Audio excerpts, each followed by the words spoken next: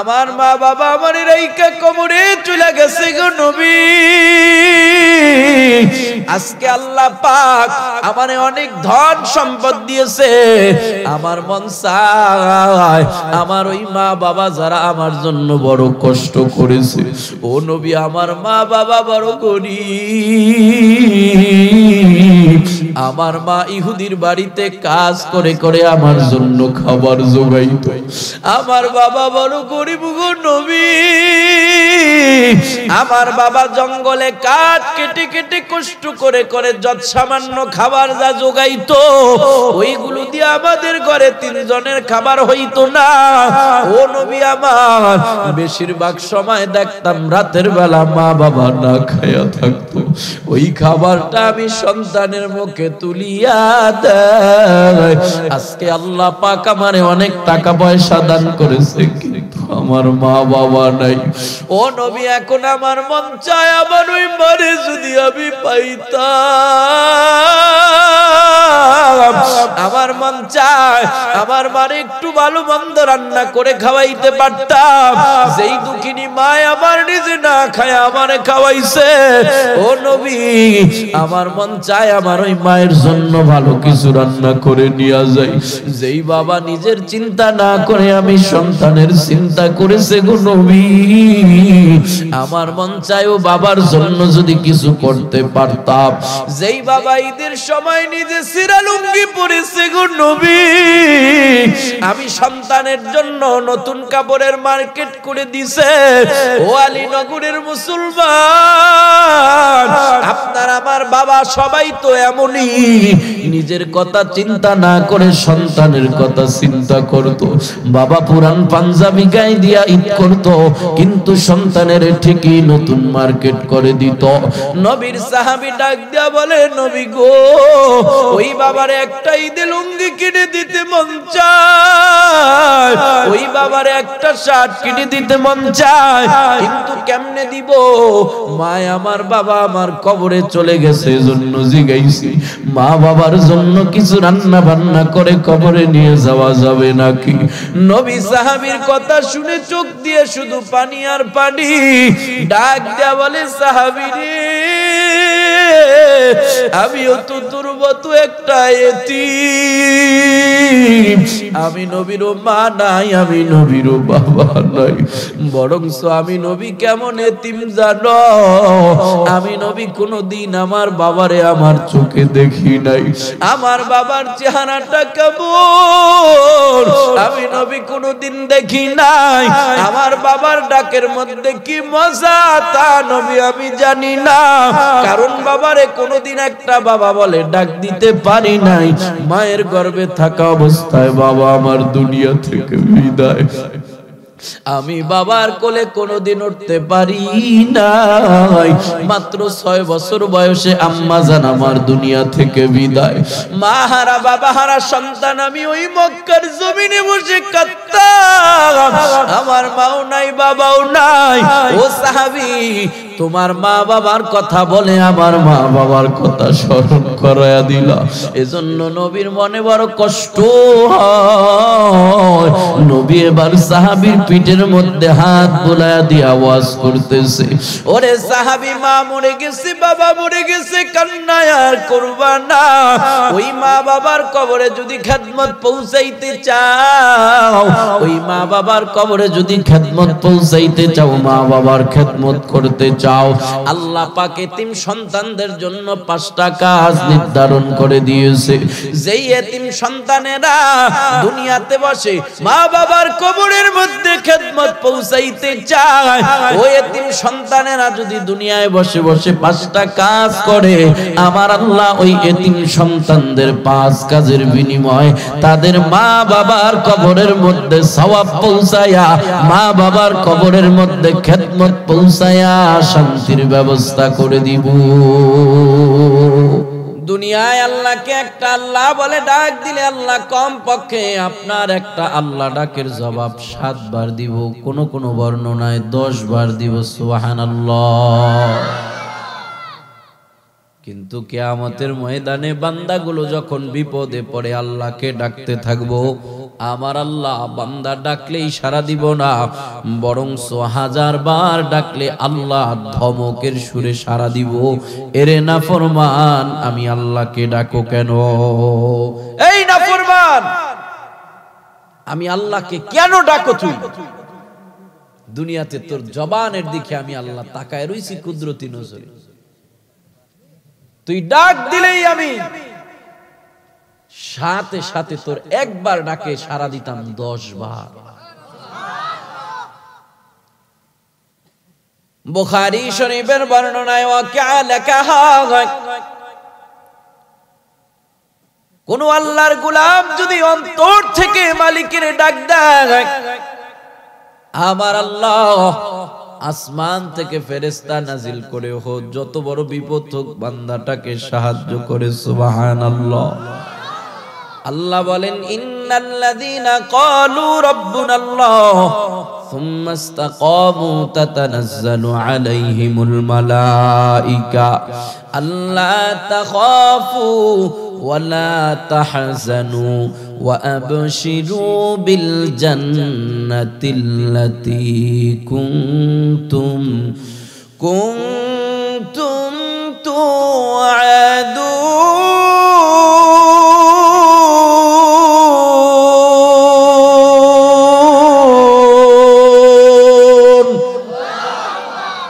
हर के दारत खौफ हक दर दिल मदाग जन्नतुल मवाद हादुरा मकाम जुज़बा हक चीज़े मखाज इंसो जागा फजले उआ मस्ते दर जुमला जहा दिल जो खाली याद हक से आए जहा খানায় শৈতাহায়ো দিল বেগুমা। আওয়াজ করে বলেন না আল্লাহু আকবার।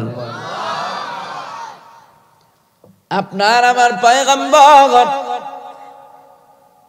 পয়গম্বরের ছেলে সন্তান হিসেবে 3 জন ছেলে সন্তান, প্রত্যেকটা ছেলে সন্তান নাবালেগ অবস্থায় মারা যায়। তবে রাসূলের একজন পালক পুত্র ছিল যায়েদ বিন হারেসা। আমার রাসূলের বাবা বলে ডাকতো। আপনি আমিও যদি রাসূলের মতো একটা বাবা পাইতাম তাহলে কেমন হইতো? সুবহানাল্লাহ। যায়েদ বিন হারেসা রাসূলের পালক পুত্র, রাসূলকে আব্বা জান বলে ডাকতো।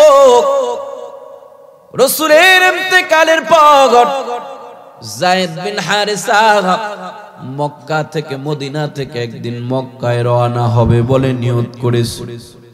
মদিনা থেকে মক্কার পথে রওনা হয়, প্রতিমধ্যে তার সাথে একজন মুনাফিকের সাক্ষাৎ হয়ে যায়। যায়েদ বিন হারেসা জানে না যে লোকটা বড় মুনাফিক, কিন্তু এই লোকটা বড় মুনাফিক। যায়েদ বিন হারেসার সাথে সাক্ষাৎ করে যায়েদ বিন হারেসাকে ডেকে বলে, শাইখ চলেন, আপনিও কি মক্কার দিকে রওনা হয়েছেন? বলে, হ্যাঁ হ্যাঁ আমি তো মক্কার দিকে রওনা করেছি। মুনাফিক বলে, চলেন আমিও আপনার সাথী হব, দুইজনে একসাথে যাওয়া যাক। রাসূলের পালক পুত্র যায়েদ বিন হারেসা বলে, চলো তাহলে একসাথেই যাওয়া যাক। কিছুক্ষণ সফর করার পর মক্কা মদিনার মাঝখানের একটা জায়গা, ওই জায়গাটা বড় বিরান ভূমি। ওই জায়গাটায় মানুষজন তৎকালীন সময় ছিল না, নীরব একটা রাস্তা, জনবিচ্ছিন্ন একটা রাস্তা, ভয়ানক একটা রাস্তা। যেই রাস্তাটাতে মানুষজন ছিল না, বড় ভয়ানক একটা রাস্তা।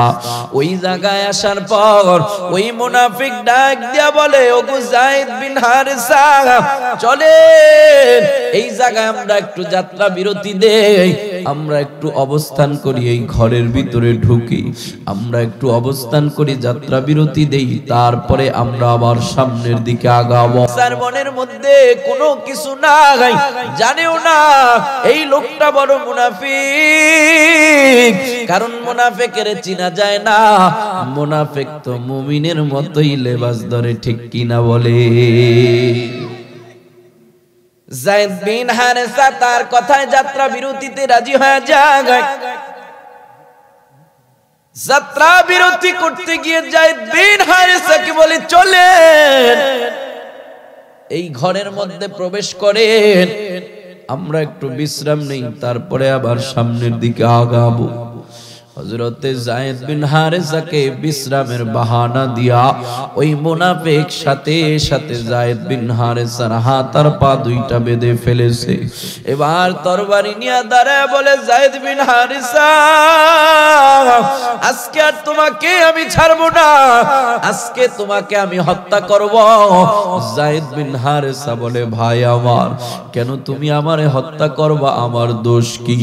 এবার মুনাফিক ডাক দিয়া বলে, তুই যাকে বাবা ডাকিস ওই মুহাম্মদ, ওই মুহাম্মদের আমি দেখতে পারি না। ওই মুহাম্মদ তোকে ভালোবাসে। ওই মুহাম্মদ তোকে কেন ভালোবাসে? মুহাম্মদ আমার শত্রু, আর মুহাম্মদের ভালোবাসার পাত্র হইলি তুই, এজন্য তুইও আমার শত্রু। আর কোন দোষ নাই, মুহাম্মদের প্রিয় মানুষ কেন হলি, এজন্যই তোর দোষ, এজন্যই তোকে আমি মুহাম্মদের উপরে ক্ষোভ রেখে তোকে আমি হত্যা করব।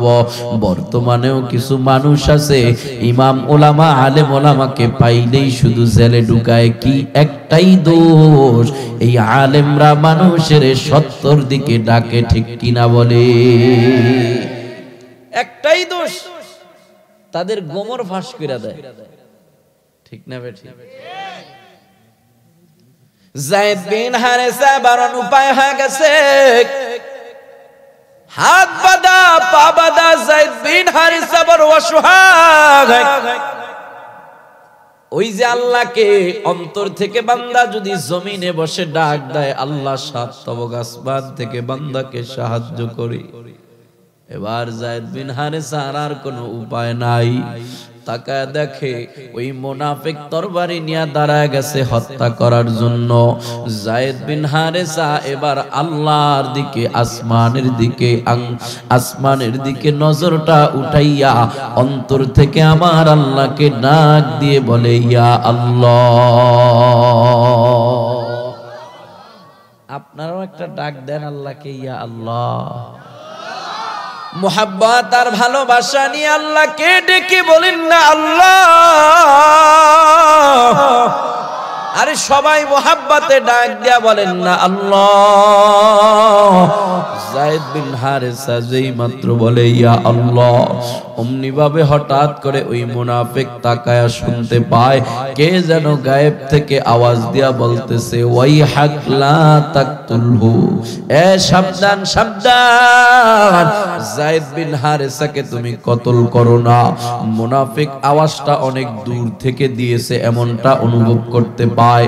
এবার মুনাফিক তার থেকে সরে যায়, ওই ঘর থেকে বের হয়ে বাহিরে চলে যায়। এদিক সেদিক তাকায়, ডানে বামে তাকায়, দেখে কেউ নাই, কেউ নাই। তবে কেউ তো একজন তাকে ডাক দিয়ে বলেছে, ধমক দিয়ে বলেছে, সাবধান, তাকে তুমি কতল করবা না। আল্লাহর বান্দা মুনাফিক এবার তাকায় দেখে কেউ নাই। মুনাফিকটা আবারও যায়েদ বিন হারেসার কাছে যায়, আবারও হত্যা করার জন্য তরবারিটা উপরে উঠায়। ওই যায়েদ বিন হারেসা অনুপায় হইয়া আসমানের দিকে চোখ তুইলা আবারও করুণ কণ্ঠে অন্তর থেকে ডাক দিয়া বলে, ইয়া আল্লাহ। আবার ওই মুনাফিক শুনতে পায় আগের চাইতে বিকট একটা আওয়াজ দিয়া, আরো কে যেন বলে, ওয়াইহাক লিমা কয়হাক লা তাকতুলহু, এই সাবধান, এই সাবধান, তাকে হত্যা করবা না, হত্যা করবা না। এবার আওয়াজটা মনে হয় যেন একটু কাছে থেকে শোনা গেছে, বেশি আওয়াজে শোনা গেছে। এবারও ভয়ে আবারটা মুনাফিক ঘর থেকে বের হয়ে যায়।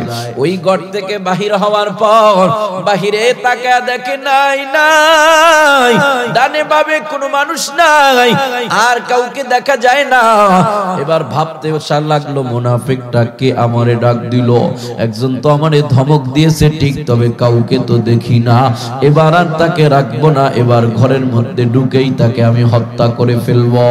আবার যেই মাত্র ওই মুনাফিক তরবারি নিয়ে ঘরের মধ্যে যায়েদ বিন হারেসাকে কতল করার জন্য যায়, আবার শুনতে পায় ওয়াইহাক লা তাকতুলহু, সাবধান তারে কতল করবা না, কতল করবা না। মুনাফিক এবার বড় আতঙ্কিত হয়ে যায়, কারণ এই তৃতীয়বারের শব্দটা একেবারে বিকট শব্দ, মনে হয় কে যেন কাছ থেকেই দিয়েছে।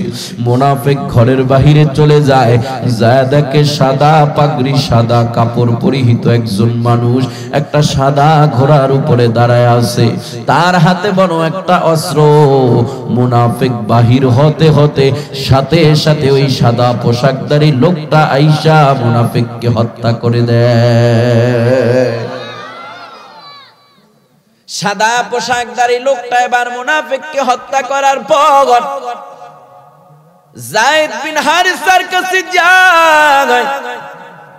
যায়েদ বিন হারিসার কাছে যাওয়ার পর যা দেখে যায়েদ বিন হারিসার দুইটা হাত বাঁধা, দুইটা পাও বাঁধা। যায়েদ বিন হারিসা বড় অসহায় হয়ে শুয়ে রইছে। সাদা পোশাক পরিহিত লোকটা ইসা কয়, ওরে যায়েদ, আর তোমাকে শুয়া থাকতে হবে না, তাড়াতাড়ি ওঠো। হাতের তরবারি দিয়া যায়েদ বিন হারিসার বান্দুইটা খুলিয়া দেয় আর বলে, ওঠো ওঠো, আসো, আর তোমার কোনো ভয় নাই, আর তোমারে কেউ হত্যা করতে পারবে না। যায়েদ বিন হারিসা ডেকে বলে, ওরে আল্লাহর গোলাম, কে তুমি, তোমার কি পরিচয়? আমি তো তোমাকে চিনি না, তোমার কি পরিচয়? তোমার জানতে চাই, তোমার পরিচয়টা আমি জানতে চাই, কে তুমি? ওই সাদা পোশাকধারী লোকটা ডাক দিয়া কই, নবীর পালক পুত্র যায়েদ বিন হারিসা গো, আমারে কেমনে চিনবা? আমারে চিনার কথা না, তবে পরিচয় দিলে আমি চিনবা। আমি আর কেহ না, আমি হলাম আল্লাহ পাকের সবচাইতে নিকটবর্তী ফেরেশতা মুআল্লিমুল মালাইকা হযরত জিবরাইল আলাইহিস সালাম। যায়েদ বিন হারিসা বলে, ও ভাই জিবরাইল, আমি আল্লাহকে ডেকেছি, বিপদে পড়ে তুমি কেন এসেছো? জিবরাইল ডাক দিয়া বলে, নবীর পালক পুত্র যায়েদ বিন হারিসা, বান্দা যখন জমিনে বৈশা আল্লাহকে অন্তর থেকে ডাক দেয়, আমার আল্লাহ ওই 7 তবক আসমান থেকে বান্দার জবাব দেয়। তুমি যখন আল্লাহকে ডেকেছ, প্রথমবার বলেছো ইয়া আল্লাহ, আমি তখন ওই 7 তবক জমিনের উপরে ছিলাম। আল্লাহ পাক আমাকে ডেকে বলি, জিবরাইল যাও, আমার নবীর পালক পুত্র যায়েদ বিন হারিসা বড় বিপদে পড়ে গেছে, বিপদে পড়ে আমি আল্লাহকে অন্তর থেকে ডাক দিয়েছি। ওই বান্দা বড় অসহায়, আমি আল্লাহ ছাড়া তারে সাহায্যকারী আর কেউ নাই।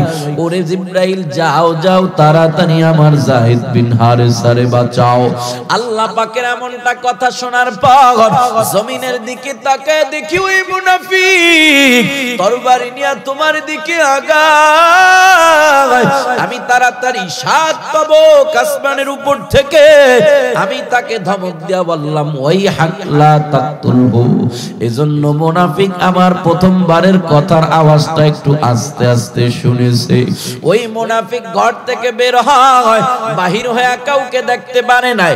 আবার দ্বিতীয়বার যখন তোমার দিকে হত্যার জন্য আসতেছে, আমি তখন প্রথম আসমানে চলে এসেছি। ওই জায়গা থেকে আবারও ডাক দিছি, ওই হাকলা তাকতুলহু, সাবধান, ওই বান্দারে হত্যা করবি না। এজন্য জিবরাইলের ডাকের যেহেতু প্রথম আসমান থেকে দিয়েছে, এজন্য ওই মুনাফিকটা দ্বিতীয়বারের আওয়াজটা একটু জোরে শুনতে পাইছে। তৃতীয়বার যখন আবারও তোমাকে হত্যা করার জন্য মুনাফিক তরবারি নিয়ে আগায়, আমি তখন একবারে এই রুমের ভিতরে চলে আসছি। এই রুম থেকে আওয়াজ দিয়ে বলেছি, ওই হাকলা তাকতুলহু, সাবধান, না না তাকে কতল করব দিওয়ানা। দ্বিতীয়বারের আওয়াজটা এত জোরে কারণ শোনার কারণ হলো আমি তার কাছ থেকেই আওয়াজ দিয়েছি, মুনাফিক বাহিরে গিয়েছে, আমি তার সাথে সাথে হত্যা করে দিয়েছি। ও যায়েদ বিন হারেসা, আল্লাহকে মন থেকে ডাকার কারণে ওই যে আল্লাহ বলেছে তাতানাজ্জালু আলাইহিমুল মালাইকা আল্লাহ তাখাফু ওয়া লা তাহজানু, বান্দা ভয় নাই চিন্তা নাই, সাত আসমান থেকে ফেরেশতা নাজিল করে তোমাকে সাহায্য করব। বিপদে পড়ে যদি আমি আল্লাহকে ডাকো, আমি আল্লাহ ওই সাত আসমান থেকে ফেরেশতা নাজিল করে তোমাকে সাহায্য করব। আল্লাহ পাকের ওয়াদা অনুযায়ী ও নবীর পালক পুত্র যায়েদ বিন হারেসা গো, আল্লাহকে যখন মন থেকে ডাক দিয়েছো, আল্লাহ পাক তখন আমি জিবরাইল রে তাড়াতাড়ি পাঠায়া দিছে। আল্লাহর আদেশ অনুযায়ী তোমাকে বাঁচায়া দিলাম। এবার তোমার কোনো ভয় নাই, চিন্তা নাই, এবার নিরাপদে তুমি মক্কায় পৌঁছায়া যাও। ইয়া ইলাহি तू मेरा माबूद है, या इलाही तू मेरा माशूक है। এবার মুহাব্বতে ওই আল্লাহকে একটু ডাক দিয়া বলেন না ইয়া আল্লাহ। তাহলে আল্লাহ পাকের চূড়ান্ত দুইটা সিদ্ধান্ত কার? জোরে বলেন। এক নম্বরে আল্লাহ পাকের চূড়ান্ত সিদ্ধান্ত, আল্লাহ বলেন ওয়াকাদা রাব্বুকা আল্লা তা'বুদু ইল্লা ইয়্যা। আমি আল্লাহ পাকের চূড়ান্ত সিদ্ধান্ত, দুনিয়ার সমস্ত মানুষেরা কেবলমাত্র শুধুমাত্র একমাত্র ইবাদত করবে কার? এটা আল্লাহ পাকের চূড়ান্ত সিদ্ধান্ত। দুনিয়ার সিদ্ধান্তগুলো মাঝে মাঝে পাল্টা যায়, যেমন কোর্ট কাছারি আদালতের মধ্যে একটা বিষয়ে রায় হইলে উচ্চ আদালতে আপিল করে আবার ওই রায়টারে পরিবর্তন করা যায়, ঠিক কিনা? আল্লাহ বলে আমি আল্লাহর সিদ্ধান্ত দুইটা এমন, আমি আল্লাহর এই চূড়ান্ত সিদ্ধান্ত পরিবর্তন করার কারো ক্ষমতা নাই। এক নম্বর সিদ্ধান্ত, দুনিয়ার সমস্ত মানুষেরা কেবলমাত্র শুধুমাত্র ইবাদত করবে কার? আল্লাহ ছাড়া কারো ইবাদত করা যাবে না, ইবাদত করবে একমাত্র কার? এবার বলবেন হুজুর আল্লাহ পাকের ইবাদত করব কয়দিন? আল্লাহ বলে ওয়া'বুদ রাব্বাকা হাত্তা ইয়াতিয়াকাল ইয়াকিন। আল্লাহ পাকের ইবাদত করবা কয়দিন? তোমার জীবন আছে যতদিন আল্লাহ পাকের ইবাদত করবা ততদিন। এমন না 60 বছর বয়স পাইছি 40 বছর আল্লাহ পাকের ইবাদত করব আর 20 বছর যায় অন্য কারো ইবাদত করব। আল্লাহ বলে না না, জীবন আছে যতদিন আল্লাহ পাকের ইবাদত করতে হবে ততদিন। বলেন জীবন আছে যতদিন আল্লাহ পাকের ইবাদত করতে হবে ততদিন। আল্লাহ পাকের এই এক নম্বর সিদ্ধান্তটা বুঝে আসছে? বুঝে আসছে? ইবাদত করব কার? ঘুমায় গেছেন গা আপনারা? ঘুমাইছেন কেডা কেডা একটু হাত উঠান দি। ঘুমান নাই? তাহলে ইবাদত করব কার? আল্লাহ ছাড়া কারো ইবাদত করা যাবে? কিন্তু অনেক মুসলমান তো করে। এই কপাল বানাইছে কে? এই কপাল দিয়া সেজদা দিব কাকে? যা মাজারে যায় যারা সেজদা দেয়, কারে দেয়? আছে না নাই? আল্লাহ হেফাজত করুক, বলে না আমিন। 2 নম্বরে আল্লাহ পাকের চূড়ান্ত সিদ্ধান্ত, প্রথম সিদ্ধান্তটা যেমন কঠিন, দুনিয়ার কারো পরিবর্তন করার ক্ষমতা নাই, দ্বিতীয় সিদ্ধান্তটাও তেমন কঠিন, পরিবর্তন করার কারো ক্ষমতা নাই। প্রথম সিদ্ধান্ত, আল্লাহ ছাড়া কারো ইবাদত করা যাবে না, একমাত্র ইবাদত করতে হবে আল্লাহ পাকের। দ্বিতীয় সিদ্ধান্ত, আল্লাহ বলেন ওয়াবিল ওয়ালিদাইনি ইহসানা। দুনিয়ার সমস্ত সন্তানেরা পিতা মাতার সাথে কেবলমাত্র শুধুমাত্র ভালো ব্যবহার করবে। সিদ্ধান্ত কার? দুনিয়ার সন্তানেরা পিতা মাতার সাথে ভালো ব্যবহার করবে। কি ব্যবহার? না খারাপ ব্যবহার? অনেক সন্তান বলে হুজুর আমার বাবা মা যদি আমার সাথে খারাপ আচরণ করে তাইলেও কি আমি আমার বাবা মার সাথে খারাপ আচরণ করতে পারবো না? না না, আল্লাহর নবী বলে ওয়া ইন যালামা, মা বাবা যদি তোমার উপরে জুলুমও করে, মা বাবা যদি তোমার উপরে জুলুমও করে, মা বাবা যদি কাফের হয়, তারপরেও সন্তানেরা মা বাবার সাথে খারাপ আচরণ করতে পারবে না। সন্তান যত বড়ই হোক না কেন, যত বড় এডুকেটেড পারসন হোক না কেন, সন্তানেরা কেবলমাত্র শুধুমাত্র মা বাবার সাথে ভালো আচরণ করবে। সিদ্ধান্ত কার? আলীনগরের সন্তানেরা অন্তরের কান লাগা শুনে যান বাবা, মা বাবার সাথে ভালো আচরণ করবেন কেন? মা বাবার খেদমত করবেন কেন? আফসোস আর পরিতাপের বিষয় হলো আজকে সমাজের অনেক সন্তান মা বাবার সাথে শুধু খারাপ আচরণই নয়, বরং মা বাবার গায়ে পর্যন্ত হাত উঠায় আছে না নাই? এ সন্তানেরা ভালো করে শুনে যাও ভাই আমার, নবী আমার বলে ইন্নাল জান্নাতা তাহতা আকদামিল উম্মাহাত, মা বাবার পায়ের নিচে সন্তানের বেহেশত। মা বাবারে কষ্ট দিয়া দুনিয়ার বড় ওলি হইল, কিন্তু জান্নাত পাইবা না রে ভাই। নবী আমার কি বলে জানো? নবী আমার বলে হুমা জান্নাতুকা ওয়া হুমা নারুকা, মা বাবা তোমার জান্নাত, মা বাবা তোমার জাহান্নাম। যদি তুমি মা বাবারে অসন্তুষ্ট করো, জান্নাতের দরজা তোমার জন্য বন্ধ। কারণ নবী আমার বলে রিদর রাব্বি ফি রিদল ওয়ালিদি ওয়া সাখাতার রাব্বি ফি সাখাতাল ওয়ালিদি, মা বাবা যদি সন্তুষ্ট হয়ে যায়, আরশের মালিক আমার সন্তুষ্ট হয়ে যায়। মা বাবা যদি তোমার উপরে অসন্তুষ্ট হয়ে যায়, যত বড় ইবাদত গুজার হও না কেন, জান্নাতের দরজাটা তোমার জন্য বন্ধ। কারণ মা বাবা অসন্তুষ্ট হওয়ার কারণে আরশের মালিক তোমার উপরে অসন্তুষ্ট হয়ে গেছে। এবার বলেন মা বাবার খেদমত করে কেমনে জান্নাত কামাই করে নিবেন? মা বাবার পায়ের নিচেই আপনার জান্নাত। ওই জান্নাতের কষ্ট দেওয়া যায় না। অনেক সন্তান আছে সামান্য সামান্য বিষয় নিয়া মা বাবার সাথে 10 বছর 20 বছর কথা বলে না, 5 বছর 10 বছর ধরে কথা বলে না।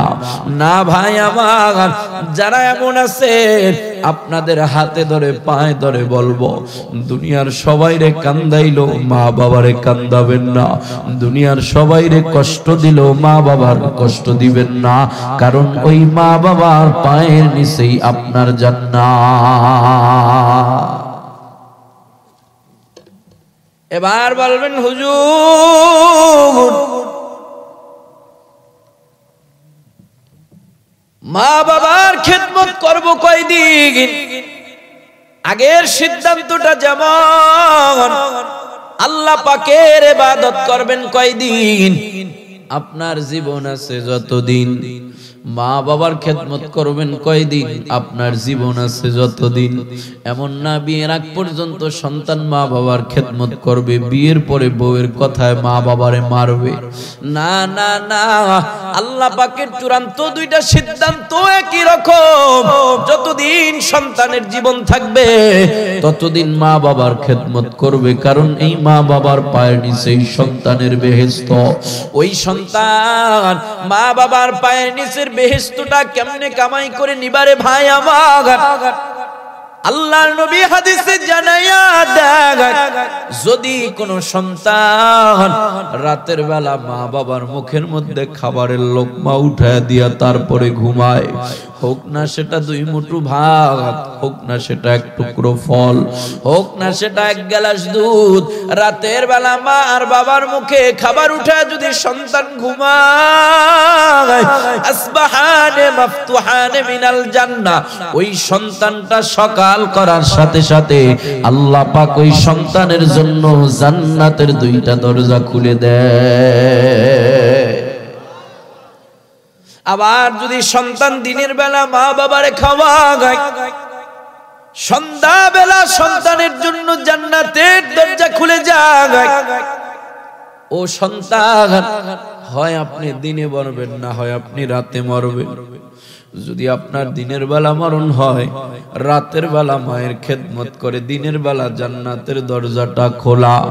যদি আপনার দিনে মরণ হয়, রাতের বেলা মা বাবার খেদমত করে দিনের জান্নাতে দরজা খোলা।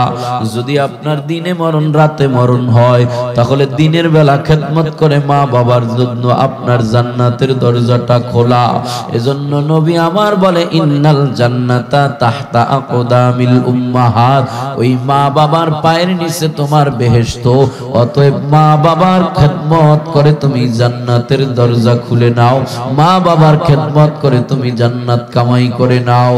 অনেক সন্তান আছে মা বাবা থাকতে মর্যাদা দেয় না, মা বাবা মারা গেলে ঠিকই কান্না করে, কারণ মরার পরেই বুঝে আসে মা বাবা কি জিনিস। তখন মন চাইলো বাবারে বাবা বলে ডাক দেওয়া যায় না, মন চাইলো মারে মা বলে ডাক দেওয়া যায় না।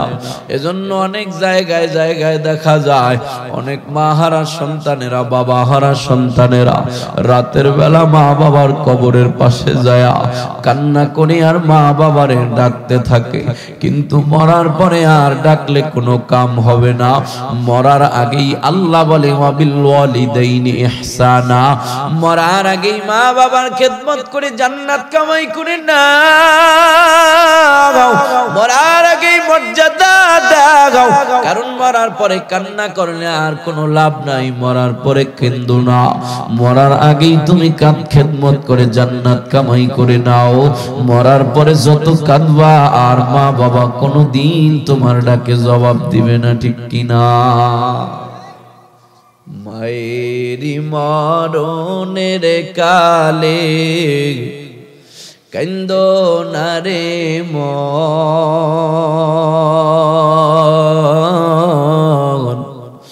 অসময়ে কান্দিলে আর কি হবে এখন, অসময়ে কান্দিলে আর কি হবে এখন। মাগো মা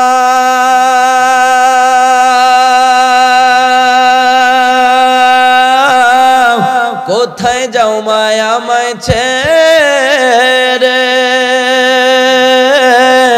বাসের পালকিতে চহিরা মাগো, একবার তুমি ফিরে চাও মা, একবার তুমি ফিরে চাও মা।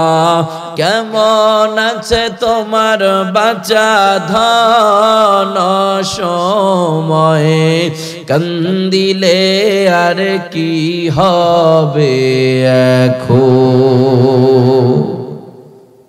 মরার পরে কান্না করলে আর কোনোদিন মা বাবা পাইবা না।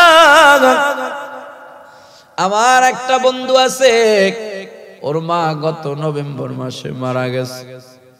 ছোটবেলা যখন মাদ্রাসা থেকে বাড়িতে যাইতাম, বন্ধতে ছুটিতে ওদের বাড়িতে বেড়াইতে যাইতাম, আল্লাহর বান্দিটা নিজের সন্তানের মতোই আমারে আদর করত। গত নভেম্বরে আল্লাহর ডাকে সাড়া দিয়ে পরপারে চলে গেছে।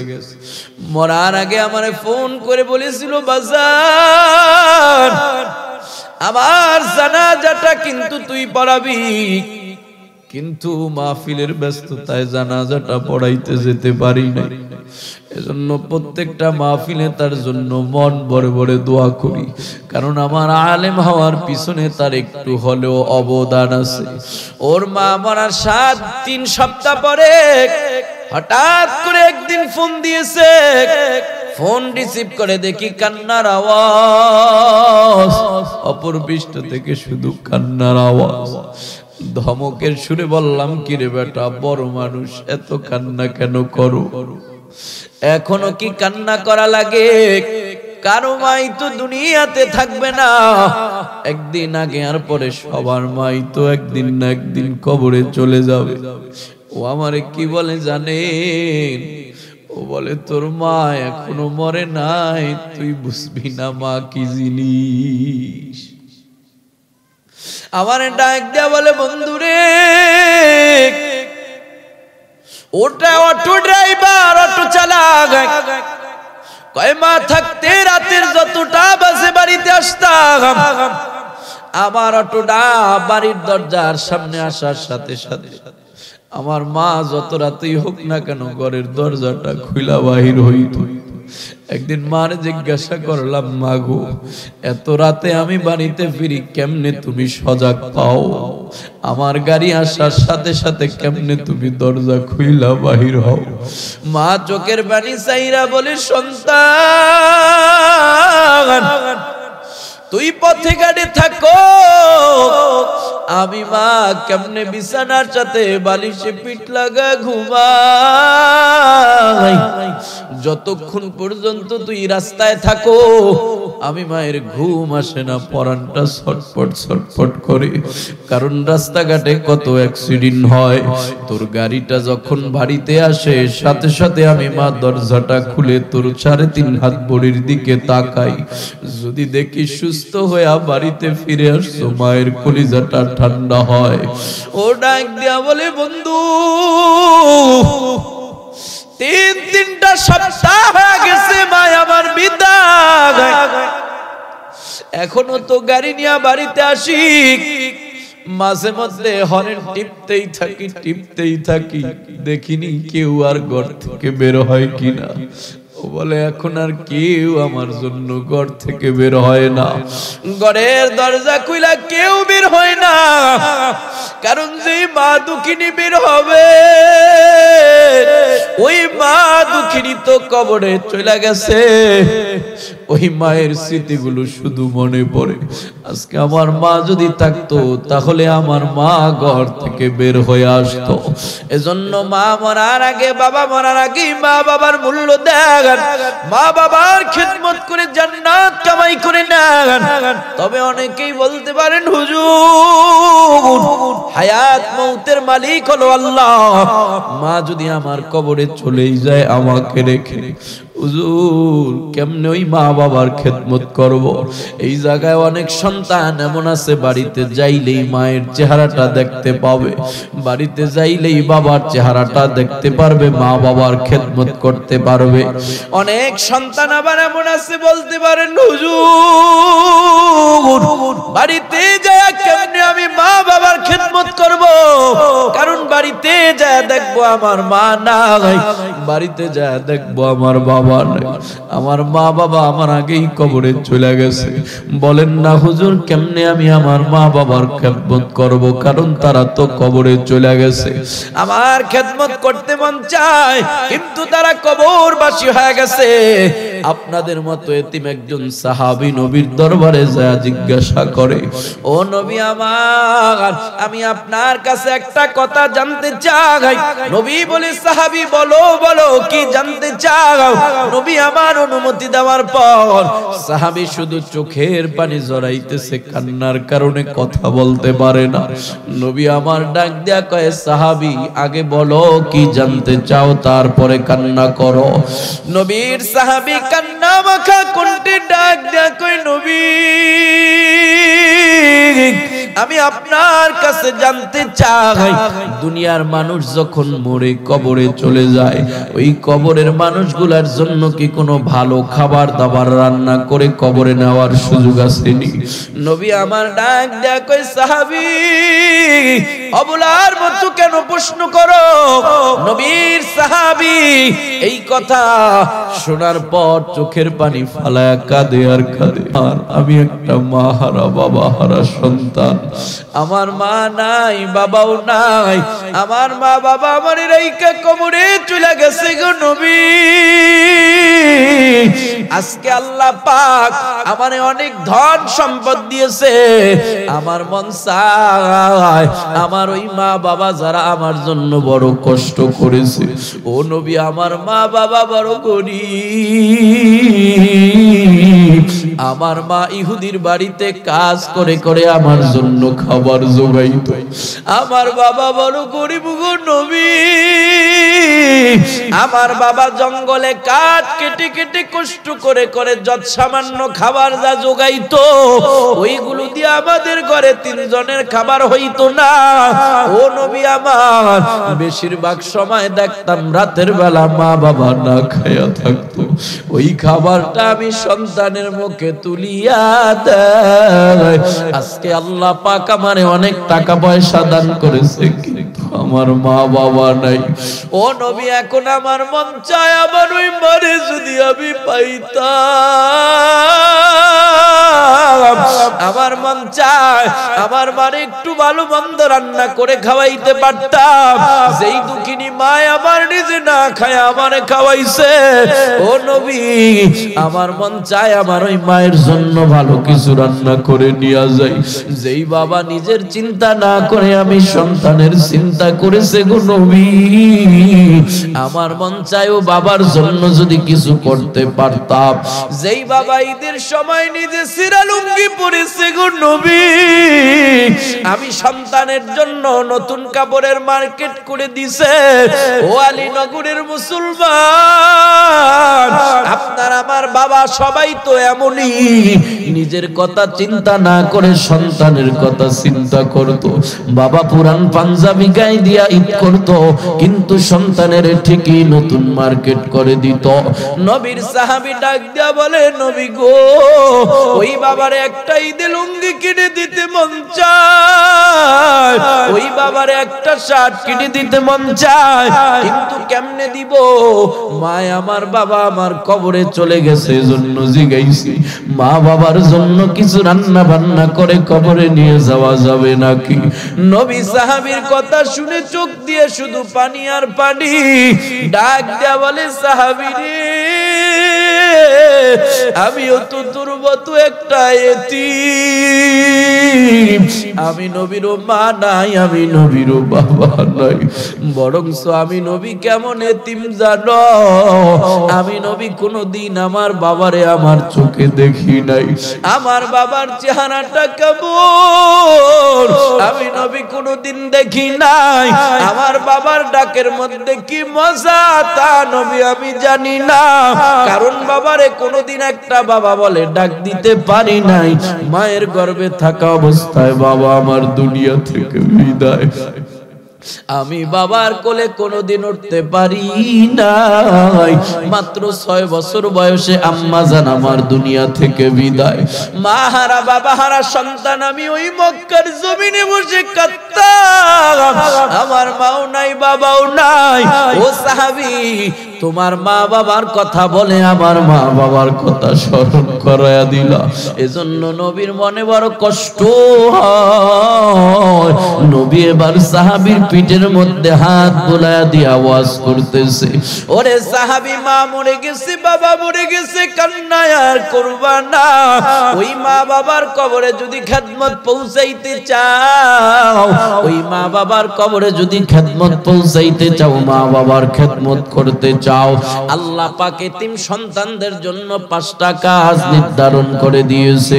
যেই এতিম সন্তানেরা দুনিয়াতে বসে মা বাবার কবরের মধ্যে খেদমত পৌঁছাইতে চায়, ওই এতিম সন্তানেরা যদি দুনিয়ায় বসে বসে 5টা কাজ করে, আমার আল্লাহ ওই এতিম সন্তানদের 5 কাজের বিনিময়ে তাদের মা বাবার কবরের মধ্যে সওয়াব পৌঁছায়া, মা বাবার কবরের মধ্যে খেদমত পৌঁছায়া শান্তির ব্যবস্থা করে দিব।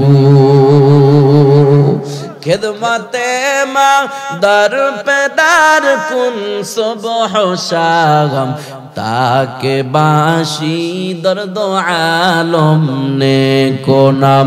খেদমতে মা দর পে দার কুন ইখতিয়ার, তাকে বাসি দর্দ আলম বখতিয়ার। আওয়াজ করে বলা যাবে কি আল্লাহু আকবার? এতিম সন্তানেরা মা বাবার যদি খেদমত করতে চায়, কয়টা কাজ? কয়টা? সবাই বলেন কয়টা? আহারা বাবা, সন্তানদের অন্তরের ভিতরে কত ব্যথা, ওই সন্তান ছাড়া কেউ বুঝবো না। আল্লাহর নবী সাহাবীরে সান্ত্বনা দেয়া দেয়া বলে, ওরে সাহাবী, মা হারাইয়া বাবা হারাইয়া কান্না করবি না। মা বাবার কবরে যদি খেদমত করতে চাও, 5টা কাজ করো, 5টা আমল করো। 1 নম্বর কাজ, এ সাহাবী, দুনিয়ায় বসে বসে মা বাবার জন্য বেশি বেশি করে দোয়া করবা। কোন দোয়া করবা? তুমি নিজে থেকে কোনো দোয়া করার দরকার নাই। আমার আল্লাহ কোরআনে যেই দোয়া শিখায় দিছে, এমন একটা দোয়া করবা, ওই দোয়ার বিনিময়ে মা বাবার কবরে শান্তি পৌঁছায় দিব কে? আল্লাহ পাক কোরআনে শিখায় দেয়, ওয়া কুর রাব্বিরহামহুমা কামা রাব্বায়ানি সগীরা। আল্লাহ বলে, সন্তান, আমি আল্লাহকে বলো, দয়ার মালিক, যেই মা বাবা আমার উপরে ছোটবেলা রহম করেছে, দয়া করেছে, আল্লাহ আপনিও কবরের মধ্যে আমার ওই মা বাবার উপরে রহম আর করম করেন, ওই মা বাবার উপরে দয়া করেন। আপনার আমার মা বাবা আপনার উপরে আমার উপরে কেমন রহম করেছে, কেমন দয়া করেছে। ছোটবেলা একটা মা একটা সন্তানকে 10 মাস 10 দিন গর্ভে ধারণ করেছে। শুধু কি গর্ভে মায়ের ছিলাম না, না, বরং মারে কত কষ্ট দিয়েছি। এই শীতের রাত্রে সবাই ঘুমাইতে গেছে ল্যাপ খাতা কম্বল গায়ে দিয়া, মাও ঘুমাইতে গেছে। হঠাৎ করে মা ল্যাপ খাতা কম্বল ছেড়ে বারান্দায় হাঁটাহাঁটি করতেছে। কারণ কি রে ভাই? কারণ মায়ের পেটে থাকা সন্তান মায়ের পেটে লাথি লাগায়া দিছে। ওই লাথির এত যন্ত্রণা, এত যন্ত্রণা, মা আর শুয়া থাকতে পারে না। মা খাবার খাইতে পারছে, হঠাৎ করে খাবারের লোকমাটা রেখে মা উইঠা গেছে। কেউ বুঝলো না কেন মা খাবারের লোকমাটা রেখে দিছে। কারণ মা যখন খাবারের লোকমাটা মুখে দিব, ওই সময় মায়ের পেটের সন্তানটা মায়ের পেটে এত জোরে লাথি লাগায়া দিছে, মায়ের কলিজা ফেটে যাওয়ার উপক্রম। মা আর ওইভাবে বাঁকা হইয়া বইসা থাকতে পারে না। মা খাবারের লোকমা ফলায়া মা সোজা হইয়া দাঁড়া যায়। শুধু কি তাই রে ভাই আমার, একটা মা সন্তানের দুনিয়ার আলো বাতাস দেখানোর জন্য মরণের ওই যে ডেলিভারির সময় কতটা কষ্ট করেছে, নিজের থেকে কলস কলস রক্ত জড়াইছে, এমনকি কলিজা সেরা ব্যথা। ওই ডেলিভারির যন্ত্রণাটাকে প্রত্যেকটা নারী এক একটা মরণ মনে করে। এই জন্য দেখবেন ডেলিভারির আগে স্বামীর হাত ধরে বিদায় নেয়, স্বামী আমার ক্ষমা কইরা দিও, আর মনে হয় বাঁচবো না। এমনকি আশেপাশের মহিলাদের থেকেও বিদায় নিয়ে নেয়, ওরে মা বোনরা মাফ করিয়া দিও, এই যন্ত্রণায় আর মনে হয় বাঁচবো না, আর মনে হয় দেখা হবে না।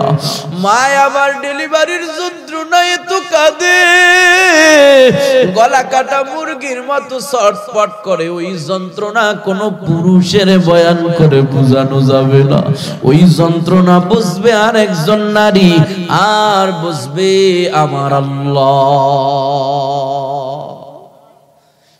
জীবনের সব কষ্ট মায়ের প্রসব বেদনায়, 7 আসমান 7 জমিন তখন মায়েরই মাথায়। এমন মায়ের কেমনে আজি, এমন মায়ের কেমনে আজি, যাব যে ভুলিয়া ও আমার প্রাণের মা, মা গো মা, কোথায় গেলা মোরে ছাড়িয়া, জনম দুঃখী ইয়াতীম আমি, চায় না কেহ ফিরিয়া। এত কষ্ট সহ্য করার পর, সন্তান ভূমিষ্ঠ হওয়ার পর দুনিয়ার কোন মা বলে না তোর জন্য আমার এত কষ্ট, তোরে রাখবো না, পাছার দিয়া মেরে ফেলবো। বরংস মা সন্তানের কোলে নেয়, মা সন্তানের বুকে নেয়। এক নিমিষেই সন্তানের চেহারা দেখে, এক নিমিষেই মা সকল কষ্ট ভুলে গিয়ে আবার ওই সন্তানের লালন পালন করার কষ্ট শুরু করে দেয়।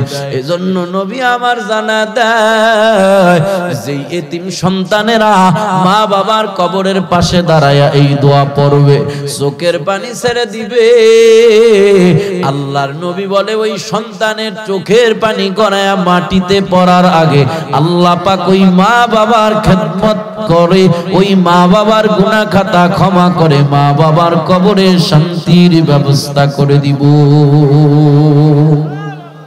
এক নম্বর, বেশি বেশি এই দোয়া পড়ব। তো শুধু শুক্রবারে ইমাম সাহেব পড়বে, জুমার দিন আমরা সাথে সাথে আমিন বলবো না ভাই আমার, না না, বরংস আপনিও পড়েন। শুধু শুক্রবারে জুমার দিন কেন, যখন তখন নামাজ আর দোয়া মুনাজাতে কেন, যখন ওই মা বাবার স্মৃতি মনে পড়ে যাবে তখনই পড়তে থাকেন, রব্বির হামহুমা কামা রব্বায়ানি সগীরা। দুই নম্বরে নবী আমার বলে ওয়াল ইস্তিগফারু লাহুমা, সন্তানেরা মা বাবার জন্য বেশি বেশি নেক আমল করব, এমন আমল করব যেই আমলের মাধ্যমে মা বাবার গুনাহ খাতা মাফ হবে, মা বাবার কবরে সওয়াব পৌঁছতে থাকবে। তিন নম্বরে নবী আমার জানা দেয় ওয়া ইনফাজুলাহুমা, তিন নম্বরে সন্তানেরা মা বাবার পক্ষ থেকে তাদের ঋণগুলো আদায় করে দিব।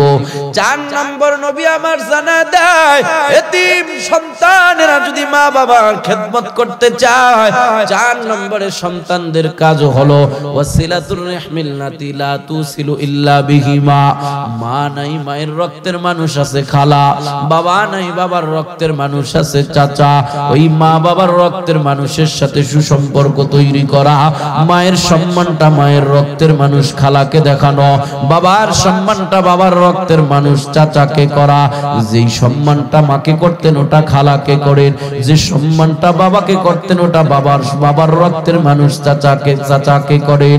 পাঁচ নম্বরে নবী আমার বলে ওয়া ইকরামু সাদিকিহিমা, এতিম সন্তানেরা মা বাবার যদি খেদমত করতে চায় তাহলে মা বাবার রিলেটিভ মানুষের খেদমত করব। মা বাবা নাই বাবা এলাকার সমাজে যেই মানুষগুলার সাথে চলতো ওই মানুষগুলারে সম্মান করব, পারলে তাদের খেদমত করব। ও চাচা আমার, আপনাকে দেখলে আমার বাবার কথা মনে পড়ে, কারণ আমার বাবা আপনার সাথে চলাফেরা করত, বাবা থাকতে আমাদের বাড়িতে কত গেছেন, এখন কেন যান না, চলেন না একটু নাস্তা করবেন। এইভাবে বাবার রিলেটিভ মানুষ বাবার বন্ধু, এভাবে মায়ের রিলেটিভ মানুষ মায়ের বান্ধবী মা, আমার বাড়ির যেই মানুষ মহিলাদের সাথে চলতো তাদের সাথে একটু সৌজন্যমূলক কথাবার্তা বলেন, সান্ত্বনা দেন, খেদমত করেন।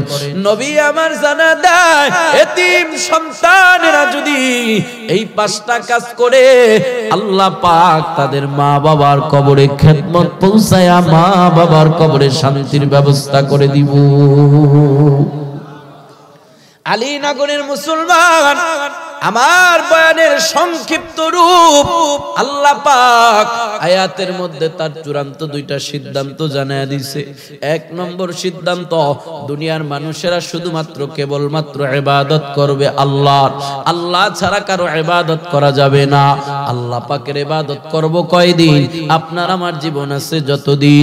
দুই নম্বরে আল্লাহ পাকের চূড়ান্ত সিদ্ধান্ত, দুনিয়ার সকল সন্তানেরা মা বাবার সাথে ভালো আচরণ করবে, ভালো ছাড়া খারাপ আচরণ করতে পারবে না। মা বাবার সাথে ভালো আচরণ আর খেদমত করব কয়দিন? সন্তানের জীবন আছে যতদিন। এবার সন্তানের জীবন আছে কিন্তু মা বাবার জীবন নাই।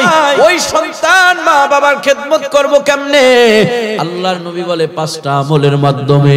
1 নম্বরে মা বাবার জন্য বেশি বেশি দোয়া, 2 নম্বরে মা বাবার জন্য নেক আমল করা, 3 নম্বরে মা বাবার পক্ষ থেকে তাদের ঋণগুলো আদায় করে দেওয়া, 4 নম্বরে মা বাবার রক্তের মানুষের সাথে সুসম্পর্ক তৈরি করা, 5 নম্বরে মা বাবার রিলেটিভ মানুষের সাথে সুসম্পর্ক তৈরি করা, তাদের খেদমত করা। এই 5টা কাজ মা বাবা হারা এতিম সন্তানেরা করবে, আমল করবে, আর আল্লাহ পাক তাদের মা বাবার কবরে খেদমত পৌঁছে দিবে। আল্লাহ পাক আমাদের সবাইকে এই 2টা সিদ্ধান্ত মেনে নিয়ে এর উপরে আমল করে পুরস্কার হিসাবে রাখা আল্লাহ পাকের জান্নাতের মালিক হওয়ার তৌফিক দান করুক। জোরে বলেন আমিন। ওয়া আখিরু দাওয়ানা আনিল হামদুলিল্লাহি রাব্বিল আলামিন। হুজুর কোনো কথাবার্তা আছে?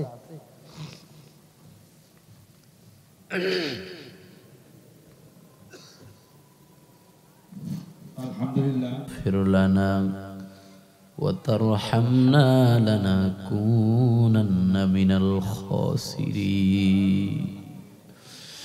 ইয়া হাইয়ু ইয়া কাইয়্যুম বিরহমাতিকা নাস্তাগীস ইয়া যাল জালালি ওয়াল ইকরাম ইয়া আজওয়াদাল আজওয়াদিন ওয়া ইয়া আকরামাল আকরামিন। আসমান জমিন আরশের মালিক আল্লাহ গো, আলীনগর বানেশ্বর যৌথ কবরস্থানের উদ্যোগে আজকের এই মাহফিল রে আল্লাহ, তোমার রহমতের নজর দিয়া মাহফিলের ময়দানে একটু তাকায়া দেখো না আল্লাহ। গভীর এই রজনী পর্যন্ত তোমার বান্দাগুলো আমি এক না খান্দা নালাইকের সামনে চাতক পাখির মতো তাকায় বসে আছে আল্লাহ। এখন আমি এই গোলামগুলারে কি দিয়া বাড়িতে ফিরাইব? আমার কাছে যাওয়ার মতো কিছু নাই আল্লাহ। সবাই রে তোমার কুদরতি কোলে ছেড়ে দিলাম। এই মাহফিলকে কবুল করে সবার জিন্দেগীর গুনাহগুলো মাফ করে দাও রব্বুল আলামিন। হায়াতের এই ছোট্ট জিন্দেগিতে অসংখ্য অগণিত গুনাহ করেছি রে আল্লাহ। আয় আল্লাহ, জাহান্নামের আসামি হয়ে গেছি। একটা গুনাহ নিয়ে যদি কবরে যাই, কবরটা জাহান্নামের গর্ত হয়ে যাবে। আল্লাহ, দুনিয়ার রৌদ্রই তো সহ্য করতে পারি না, ওই জাহান্নামের আগুন কেমনে সইব রে মাওলা? জাহান্নামের আসামি বানায়া কবরে নিও না। এই মাহফিলে বসার উসিলা করে আমাদের সবার জিন্দেগীর গুনাহগুলো মাফ করে দাও আল্লাহ। আয় আল্লাহ, আমরা আর জীবনে গুনাহ করব না। আমাদের জীবনের সমস্ত গুনাহগুলো মাফ করে দাও আল্লাহ। আমরা গুনাহ থেকে তওবা করতেছি, আর কোনদিন গুনাহ করব না। ও রব্বুল আলামিন, আমাদের আত্মীয় স্বজন যারা যে যেইখানে 3.5 হাত মাটির নিচে ঘুমায়, আমাদের দোয়ার উসিলা করে সবাইকে মাফ করে দাও।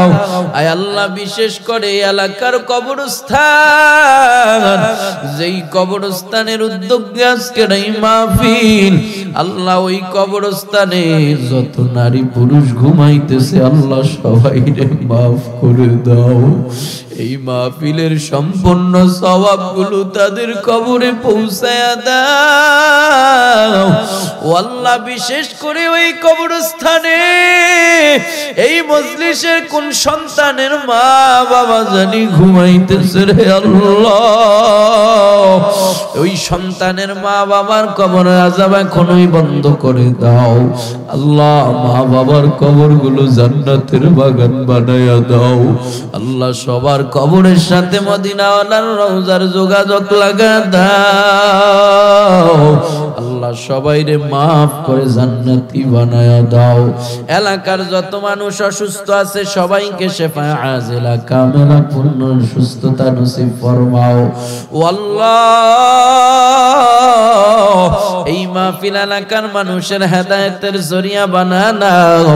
মাহফিলের জন্য যারা দান সদকা করেছে, সময় দিয়েছে, সঠিক পরামর্শ, বিদ্যা, বুদ্ধি, মাইক, লাইট, প্যান্ডেল, বক্তা, শ্রোতা, সবার জন্য এই মাহফিলটা নাজাতের উসিলা বানায়া দাও আল্লাহ রব্বুল আলামিন।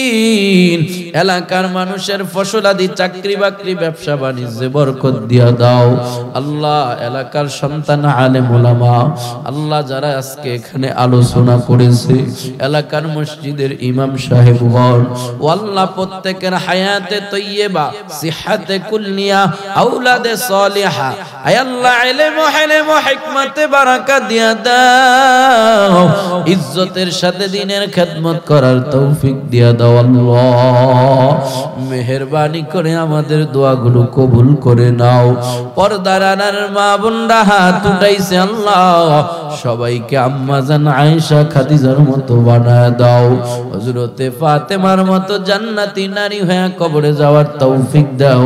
সবাইকে পর্দানিশীন বানায় দাও রব্বুল আলামিন। শেষ দরখাস্ত, জানি না কোন দিন জানি মসজিদের মাইকে আমাদের নামের এলান হয়ে যায় আল্লাহ, কোন দিন জানি ঘরের সামনে মসজিদের পালকি হাজির হয়ে যায়। মরণের তো ভয় করি না, কি নিয়াত তোমার সামনে দাঁড়াইব সেই ভয় রে আল্লাহ। বেঈমান নাফরমান গুনাহগার বানায়া কবরে ডাক দিও না আল্লাহ। খাঁটি তওবা নসিব করিয়া আল্লাহ ঈমানের উপরে অটল রাখিয়া শয়তানের ধোঁকা থেকে হেফাজত করিয়া আল্লাহ মরণের যন্ত্রণা আসান করে দিয়ে সবার জবানে তুমি কালিমা নসিব করে দিও। রব্বি রহমহুমা কামা রব্বায়ানি সগীরা। রব্বানা তাকাব্বাল মিন্না ইন্নাকা আনতাস সামিউল আলীম ওয়া তুব আলাইনা ইন্নাকা আনতাত তাওয়াবুর রহিম। وصلى الله تعالى على خير خلقه وعلى آله وأصحابه أجمعين برحمتك يا أرحم الراحمين.